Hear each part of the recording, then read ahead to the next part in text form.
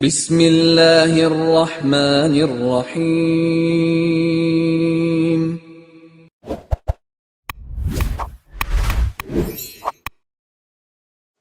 السلام علیکم ورحمۃ اللہ وبرکاتہ۔ الحمد للہ وکفی وسلام علی عبادہ الذین اصطفی، اما بعد۔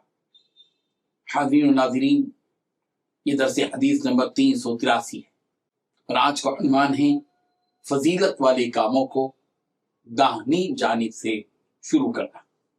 روایت سماعت فرمائی، ترجمے کے بعد تشریح کی جائے گی۔ بسم اللہ الرحمن الرحیم۔ عن ابی ہریرہ رضی اللہ عنہ ان النبی صلی اللہ علیہ وسلم قال اذا انتعل احدکم فلیبدأ بالیمین واذا نزع فلیبدأ بالشمال فلتكن اليمين أولهما تنعل وآخرهما تنزع، رواہ الترمذی۔ ترجمہ یوں ہے، حضرت ابو ہریرہ رضی اللہ عنہ سے مروی ہے، وہ فرماتے ہیں کہ رسول اللہ صلی اللہ علیہ وسلم نے ارشاد فرمایا، تم میں سے جب کوئی جوتا پہنے تو دائیں جانب سے شروع کرے اور جب اتارے تو بائیں جانب سے شروع کرے۔ پہننے کے لحاظ سے دایاں پاؤں پہلے اور اتارنے کے لحاظ سے بایاں پاؤں آخر میں ہونا چاہیے۔ بزرگان محترم، اس حدیث میں رسول رحمت صلی اللہ علیہ وسلم نے زندگی کے ایک معمولی عمل میں بھی ادب، ترتیب اور سنت کا پیارا طریقہ سکھایا ہے۔ دائیں جانب سے آغاز کرنا شرف والی باتوں، برکت والی باتوں میں ہے اور یہ احترام کی علامت ہے۔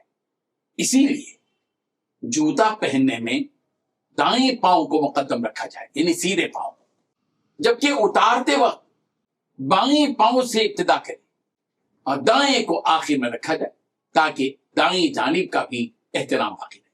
یہ تعلیم اس بات کی دلیل ہے کہ اسلام صفائی، نظم و ضبط اور حسن سلیقہ کا دین ہے، اور پیارے پیغمبر صلی اللہ علیہ وسلم کی سنت انسان کو ہر عمل میں وقار، توازن اور باوقار زندگی گزارنے کی رہنمائی کرتی ہے۔